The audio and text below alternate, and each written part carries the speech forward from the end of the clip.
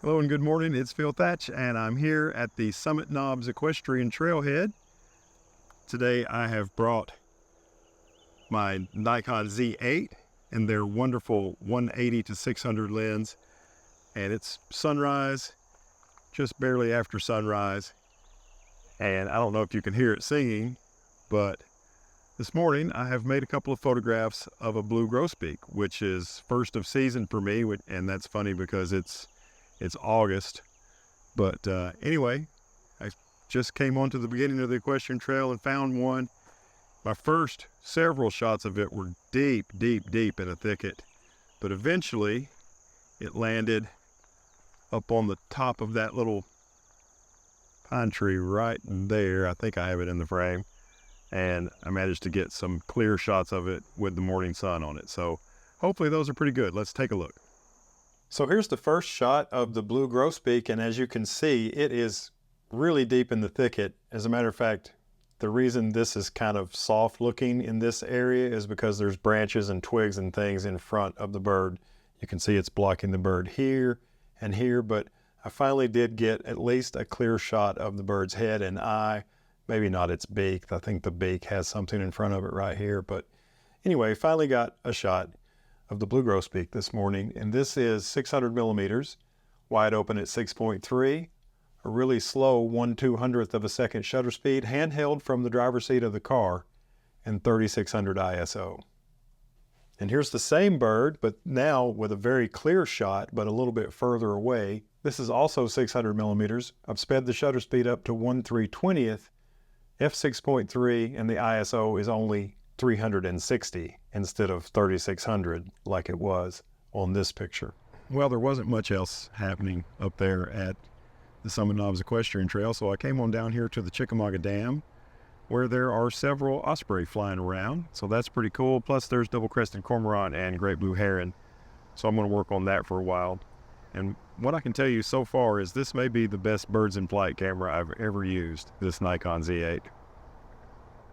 So here is my first osprey in flight shot that I liked enough to share with you, and this is 410 millimeters, 1/1600th of a second, wide open at f6 and ISO 250. I love it when they look right at you when they're flying. This is another shot in that same flyby, 410 millimeters still, and 1/1600th of a second. The bird's still looking right at me, but it's starting to curve away from me. Now here's a 600 millimeter shot at 1/2000th, wide open at 6.3 and ISO 250. This one's cropped quite a bit, but I do love the way it looks. Look at this derpy looking great blue heron there on the rocks along the side of the Tennessee River. This is 180 millimeters. It came up and landed almost right beside where I was sitting doing osprey photography. And this is 1/2000th, wide open at 5.6. and ISO 450. Here's that same great blue heron. It has been in the water. You can see some moisture on its feathers right here, and it's still doing some fishing. This is 300 millimeters f6 and 1/2000th, ISO 560. Now we're back to osprey in flight, and I'm still at 1/2000th and 600 millimeters, wide open, and we are at 400 ISO for this shot, and I've managed to catch another one where it's looking right at me. Here's another 600 millimeter shot at 1/2000th of a second, 450 ISO of another osprey as it flies by. I like this one because instead of a blue sky in the background, it has some interesting things. That's the railroad bridge in the background, and this is trees on the other side of the river. This is 600 millimeters as well. I've moved up to 1/2500th on the shutter speed, and this is ISO 1000. There's the great blue heron, and it has captured a crawfish. And this is still at 1/2500th, ISO 3200, 410 millimeters f6. And usually I don't like to catch a great blue heron when it's blinking, or any of these birds when it's blinking, but you can't blame the great blue heron for blinking while it's juggling this crayfish. Look at those pinchers it has on it. Later it would swallow that thing whole. The water was down a pretty good bit this morning, and these rocks are almost always underwater. And you can see the thick algae growing on these rocks, and I thought they looked good from a photography point of view. The light is really harsh, as you can see, but when I came over here, oh, shade.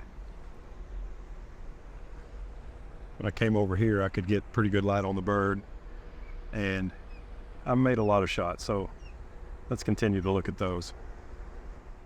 Now we're back to Osprey in flight, and this one is a little bit of a subadult. It doesn't have the yellow eyes yet. Instead, it has orange eyes, and that's how you can tell the difference. This is 600 millimeters f6.3, 250 ISO, and 1/2500th of a second. Here's another slightly subadult Osprey, and it's flying there, and you can see the piling for the railroad bridge behind it and the trees across the river. This one's also 600 millimeters, 1/2500th of a second, and 800 ISO. Here's an adult, and this is another 600 millimeter shot at 1/2500th of a second as it's flying around there. I really like the looks of this one. It's another 600 millimeter shot, only 220 ISO and 1/2500th of a second. It's got some damage this one does to its flight feathers on this wing over here. Here's another adult, but it's not the same one. You can see these feathers are in good shape on this bird. Also 600 millimeters and 1/2500th of a second. And I managed to catch a pair in this shot. It's a 600 millimeter shot at 1/2500th of a second. The one that I was actually following around is this one, and it's an adult. But here in the background, you can barely see. They're really bokeh-fied because it's not on the same plane as this one. But this is a slightly subadult, and you can see the orange eyes there. Really happy that this shot turned out as good as it did. Now, I used to be a fisherman myself. I don't fish anymore. I'm not saying I'll never go fishing again, but I haven't gone in quite some time. So I don't have anything against fishing, but gosh, I wish people would clean up their fishing line. I wish I could have gotten over there and gotten this fishing line off of this bird. This is 600 millimeters, 1/2500th, and ISO 360. Looks like most of the fishing line is around just the bottom of its beak, and it should be able to open its mouth and eat, but it looks like a little bit might be going across the top, so I'm not sure if this bird's going to starve to death because of this fishing line. I hope not. Well, I'm making another video clip in the shade with a bright background, so that's not too bright, but I got kind of tired of the Osprey in flight, believe it or not, so I decided to come downstream, and right up on top of that sign, which is a dangerous water sign, there's an osprey, and I was able to just fill the frame with it. Now, this first shot that I'm sharing with you, I made from the location where I made that video clip that you just saw, and I really like the way it turned out. I was able to pretty much fill the frame. We can zoom it in to 100% and just see the beautifulness. And this has the slightly orange eyes, so this is a slightly subadult. And then, because it was so patient with me, I moved a little bit closer, probably, I don't know, 8 feet closer, and made another shot. And look how much the frame is filled on this one.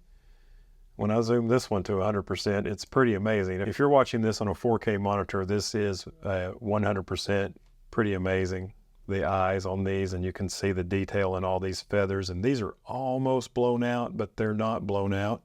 Really happy to have made this shot this close to an osprey. 600 millimeters, 1/2500th of a second, and ISO 450.